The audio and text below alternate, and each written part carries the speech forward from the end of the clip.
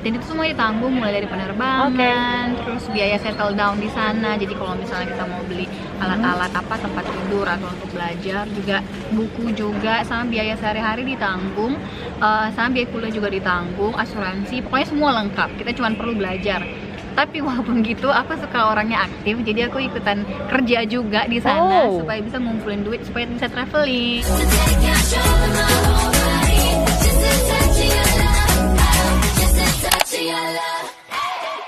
Hai guys, selamat datang di channel kami Anak Bule Karo di Belanda. Hari ini aku sendiri guys, anak-anak bulenya lagi pergi. Jadi sekarang ini anak Karo yang di sini yang nemenin kalian. Dan terima kasih buat kalian yang baru pertama kali mampir di channel kami. Jangan lupa di like, di komen, dan di subscribe. Oke, hari ini aku ada surprise buat kalian. Tapi kalian tunggu dulu siapa ya, ada teman yang nemenin aku. Oke, dan sekarang aku ditemenin adik ini. Siapa namanya? Halo, aku Olivia dari Brastagi. Dari Brastagi, Olivia Purba. Dan Olivia ini teman-teman baru datang di Belanda, tapi bukan pertama kali sih, dia sudah sering bolak-balik. Dan dia itu baru 3 minggu di Belanda, dan juga punya partner di Belanda, dan sebentar lagi akan menikah. Dan kita doakan semoga acara pernikahannya semua berjalan dengan lancar. Amin.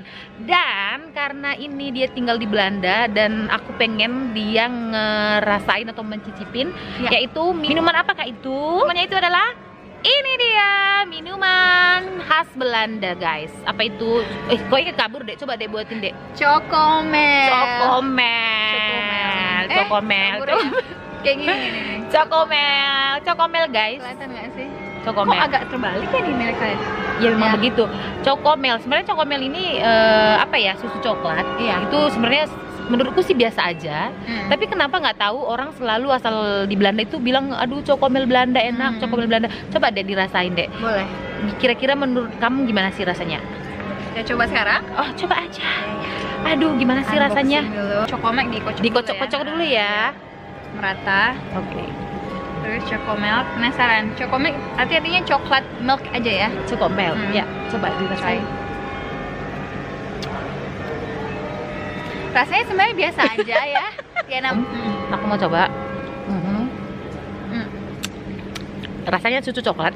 Kalau kalian tahu itu susu Milo atau apa di Indonesia ya itu rasanya sama aja gitu. Cuman nggak ngerti aku bedanya itu di mana.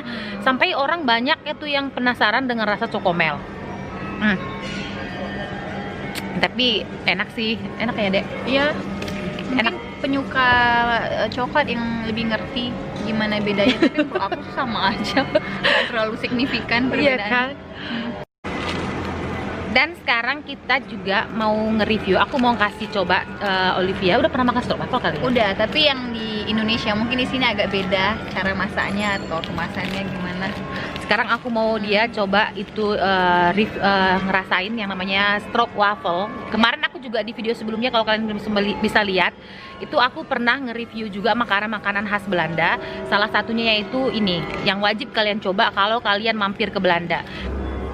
Nah ini dia stroopwafelnya. Ini sebenarnya dilapisin dulu ya, kayak biskuit dilapisin dua, cuman dalamnya itu ada sesuatu gitu. Coba kita coba dulu.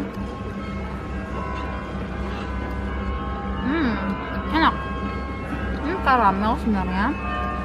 Rasanya sama stroopwafel Indo gimana? Kayaknya ini lebih fresh ya, mungkin karena juga nggak terlalu lama.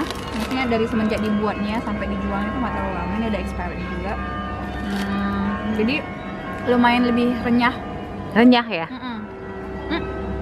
Ada rasa jahenya, aku bisa rasain di sini rasa jahe. Margarin, jahe, lagi nih. Enak kok, buat lagi kayak kalau nongkrong gitu sambil makan ini enak kayaknya. Enak ya? Mau mampus nggak sih makannya? Mampus ya, mau meninggal. Enak banget. Nggak ngerti lagi guys. Jujur, review jujur banget ya.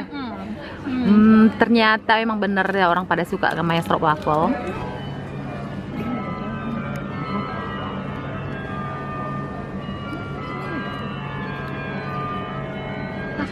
Jadi guys, kenapa aku bisa ketemu sama Olivia ini? Karena kita dipertemukan sesama orang Karo. Dan nama channel kami adalah Anak Bule Karo di Belanda. Jadi kalau begitu ada orang Karo itu aku paling suka untuk ngewawancarain. Dan ini dia Olivia Purba adalah seorang blogger. Jadi kalau kalian pengen tahu ataupun pengen tahu nanti blognya apa, nanti aku tulis di description box ya guys. Jadi kalian bisa langsung cek kalau pengen tahu gimana dia bisa traveling. Gimana sih, kemana aja sih travelingnya? Udah traveling ke sekitar lebih dari 50 negara so far di 6 benua. Jadi emang hobi aku adalah traveling, dan aku juga penulis buku travel dan blogger traveling. Pokoknya kalau kalian pengen tahu nanti bukunya juga aku nanti masukin ke description box bagi kalian yang pengen apa juga deh udah dapat beasiswa ya? Iya, dapat beasiswa. Jadi sebagian besar traveling aku itu disponsori untuk kegiatan beasiswa, workshop, kuliah, kerja. Jadi aku kebanyakan antara traveling disponsori atau aku berusaha untuk traveling dengan biaya atau budget yang murah. Menurutku sih ya itu paling bagus untuk kita-kita yang dengan dana minim ataupun tapi punya hobi traveling ya dek ya. Jadi kalau kalian pengen tahu tips-tipsnya itu tinggal kalian baca aja bukunya. Nanti di situ aku kasih di description box dan kalian bisa pelajarin, mungkin aja bermanfaat buat kalian yang masih muda gitu. Jadi guys, kita ini lagi ada di pusat kotanya Utrecht, yaitu dimana di pinggir-pinggiran sungai juga. Dan ini apa ya, ruang bawah tanah kali bisa dibilang, karena di atas itu tanah gitu loh. Karena di atas itu tempat orang berjalan ya, di atas itu kayak tempat sepeda lalu lalang, orang jalan kaki, pejalan-pejalan kaki. Dan di bawahnya ini adalah rumah, ada sebagian juga dijadiin gudang. Atau kalau di tempat-tempat lain kalau kayak gini teras itu sudah dijadiin kayak restoran-restoran gitu teman-teman. Dan ini kita juga lagi deket sama Dom Kerk ya. Dom Kerk itu kayak tower ataupun gereja tua gitu ya di Utrecht. Dan itu setiap 15 menit sekali dia itu kayak pasang lagu kali ya? Iya, mainkan musik gitu. Jadi inilah dia. Oke, sekarang kita tanya sekolah TK di mana? TK-nya di TK Legend Jamin Ginting. Brastagi. Brastagi. TK di Brastagi ya guys. Setelah itu SD. SD-nya di SD Metodi Brastagi juga. Jalan Veteran. Anak Brastagi. Pokoknya kalian semua yang anak Brastagi, ini dia anak Brastagi. Saya hai untuk Brastagi. Brastagi. Aku sekolahnya di Kabanjahe, tapi SMA sih. Oke, dan SMP baru di Kabanjahe sama kakak. SMP 1 negeri. SMP 1 Kabanjahe, angkat tangan. Ini teman kalian nih, anak SMP 1 Kabanjahe. Habis itu SMA di mana deh? SMA baru pindah ke Medan. Jadi aku pindah-pindah aja kerjaku. SMA di SMA San Thomas Katolik. SMA San Thomas 1 ya, SMA San Thomas 1. Ini kayaknya itu ya sama Liodra kali ya, alumni Liodra Ginting. Ya kayaknya SMA 1 atau SMA 2. Kalau ada kalian penggemar Liodra, tolong ya di komen SMA 1 atau SMA 2. SMA San Thomas 2 itu Liodra. Aku nggak tahu dia SMA San Thomas 1 atau SMA sebelahan. San Thomas. Sebelahan ya. Oke, kuliah di mana ya Olivia? Aku lanjut kuliah di Jakarta di UI.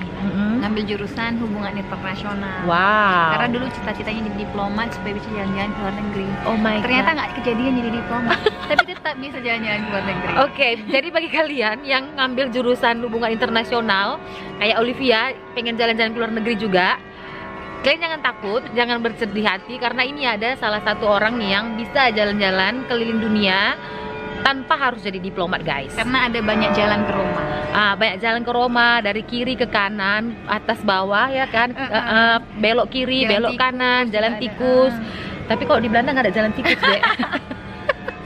Karena di sini yang adanya jalan apa ya? Kanal yang ada. Jalan kanal ya, jalan beginian nih. Ini yang ada nih, sungai-sungai guys.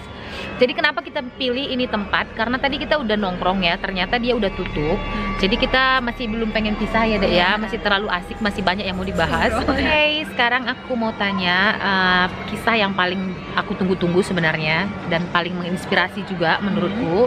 Gimana seorang anak Brastagi ini ya, anak kampung, anak Brastagi, karena memang kampung ya kan dek. Kita naik gunung gitu loh, dari Medan itu sekitar 2 jam naik bus gitu ataupun naik mobil ya teman-teman. Jadi gimana itu seorang Olivia yang bukan katanya sih, yang memang mendapatkan beasiswa kuliah di Australia. Kuliah di Australia selama berapa tahun, Dek? Untuk masternya 3 tahun. Master guys ya. Jadi gimana caranya kok bisa tiba-tiba dapat beasiswa ke Australia? Coba dijelasin dulu. Jadi aku dulu sempat kerja di magang ceritanya di kantor internasional rektorat. Jadi kantor internasional rektorat ini tugasnya adalah mengurus untuk pertukaran pelajar, mahasiswa masuk ke Indonesia dan juga mengirim mahasiswa keluar. Nah dari situ aku ketemu ternyata banyak jalan supaya kita dapat beasiswa ke luar negeri, karena aku juga nyusun buklet-buklet daftar beasiswa dan lain sebagainya. Padahal dulu aku nggak tahu apa-apa soal itu. Ternyata ada jalan dapat beasiswa. Nah setelah aku tes bahasa Inggris, IELTS, sama TOEFL, aku mencobakan diri. Memang beberapa kali gagal sampai akhirnya. Oh gagal juga?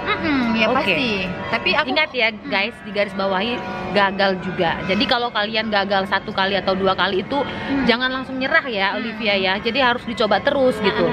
Karena ya memang sih banyak orang juga beberapa yang sekali coba langsung berhasil. Oh langsung berhasil? Kalau sekali coba. Tapi kan nggak semua gitu. Kebanyakan pasti gagal dulu kalau menurut aku ya. Iya.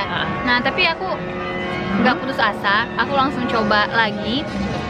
Terus akhirnya setelah beberapa beasiswa ditolak, aku coba yang beasiswa ke Australia ini untuk pertukaran pelajar. Yang ini bukan yang master, tapi pertukaran pelajar ke Melbourne.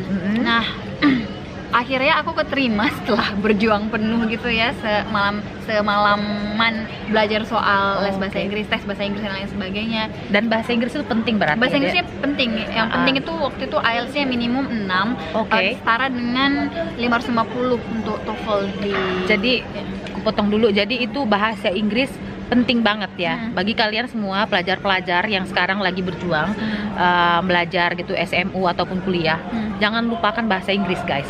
Dan aku juga kasih saran ya, karena aku juga pengalaman di Belanda ini baru 1,5 tahun, dan memang bahasa Inggris itu perlu banget. Jadi biarpun kalian nggak ngerti bahasa Belanda ataupun kemanapun kalian pergi, bahasa Inggris itu penting. Jadi jangan sia-siakan pelajaran bahasa Inggris dari mulai SMA. Itu ya kan Dea? Iya, sama banyak praktek juga, praktis.